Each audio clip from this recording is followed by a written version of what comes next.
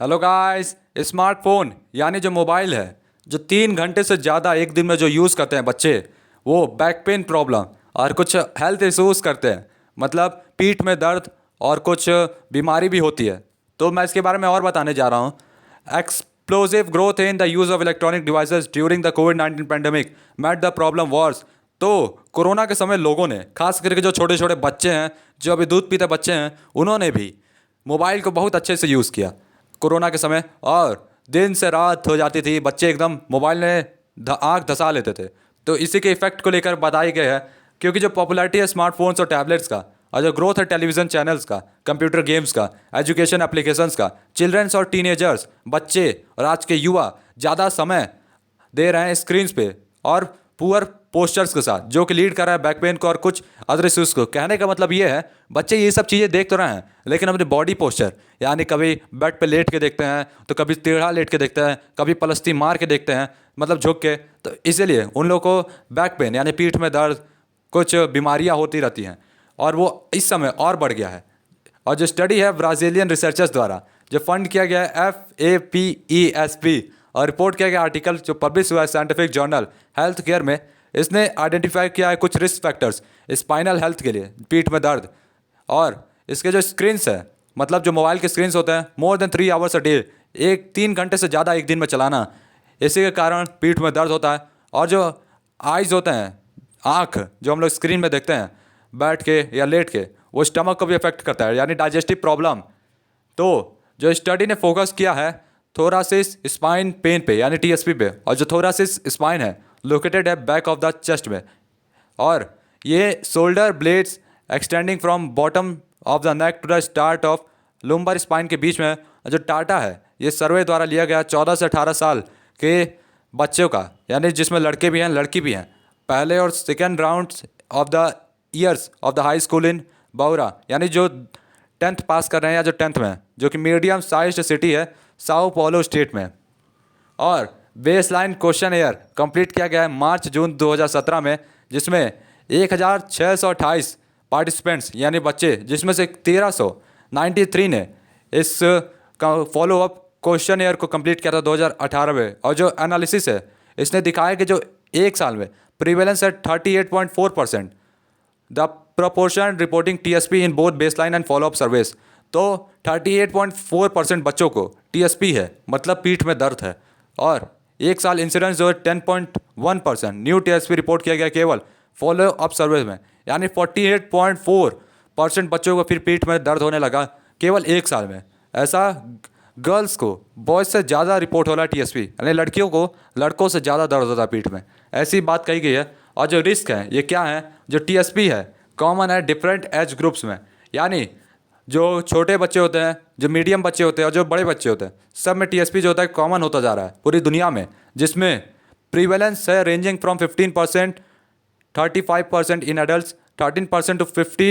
35% in children and adolescents, यानी 15 से 35% adult के बीच में है ये, और 13% से 35% चिल्ड्रन और एडोलेसेंट्स, यानी 18 साल के बच्चों के आसपास का है। और जो एक्सप्लोसिव ग्रोथ है इलेक्ट्रॉनिक डिवाइस का कोरोना के समय, इसने प्रॉब्लम को बढ़ा दिया है। जो रिस्क फैक्टर हैं जुड़े हुए TSP के साथ, ये शारीरिक है, फिजियोलॉजिकल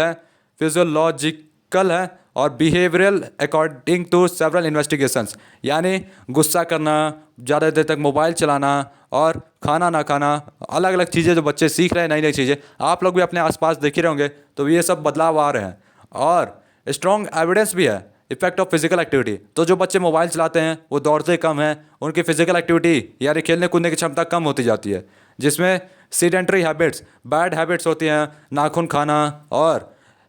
जो मेंटल डिसऑर्डर भी होता है स्पाइनल हेल्थ का, यानी दिमाग में अलग अलग चीज़ें आती रहती हैं, डर एक तरह का, और साथ में हम लोगों ने सुना होगा जो नर्वस सिस्टम होता है वो भी डैमेज होता है। और जो फैक्टर्स है कंसिडर किए गए critical by the world health organization in इस लेटेस्ट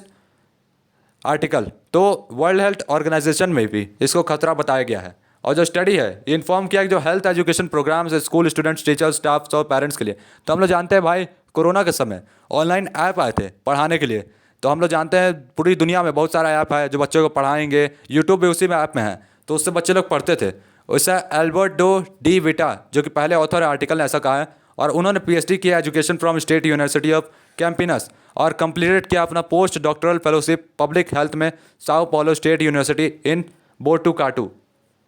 और ये लाइन है कुछ ऑब्जेक्टिव्स का, national curriculum parameters PCN Brazilian government guidelines for the secondary schools, जिसमें स्कूल जो हैं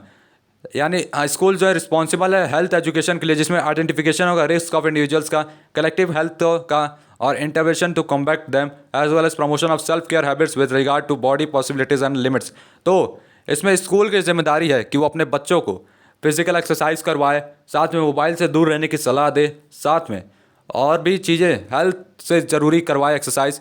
और प्रमोशन करे सेल्फ केयर हैबिट्स का यानी अच्छी आदतों का, जिसमें नाखून ना खाना। हम लोग देखते हैं भाई बहुत सारे बच्चों को जो नाखून खाने लगते हैं टेंशन में, और ये मतलब बढ़ते जा रहा है। और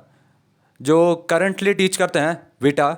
और रिसर्च है एडुवेले कॉलेज में फैकल्टी मेंबर की तरह department of physical therapy in अवेयर सादो पाउलियो स्टेट में और यूनिवर्सिटी ऑफ सुपियल valley graduate program in education में नॉलेज में और सोसाइटी इन पुस्को एलेग्रा मिनरास गिरिस में ये कहा है।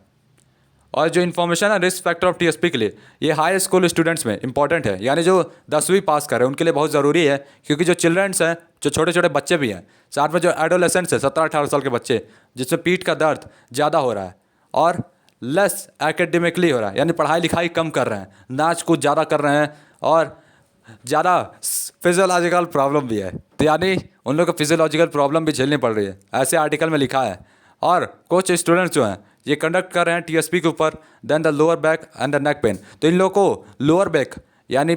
लोअर बैक प्रॉब्लम हो रही है, गले में दर्द हो रहा है। और जो सिस्टमैटिक रिव्यू जो है लिटरेचर का टीएसपी पे फाउंड किया कि जो 2 प्रोस्पेक्टिव स्टडीज़ जो हैं रिगार्डिंग द प्रोगोनेस्टिक फैक्टर,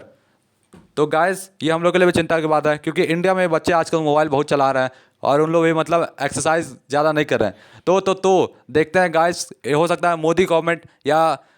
इंडिया के पेरेंट्स ही कुछ बदलाव लाएं। तो तब तक के लिए good bye, tata bye bye.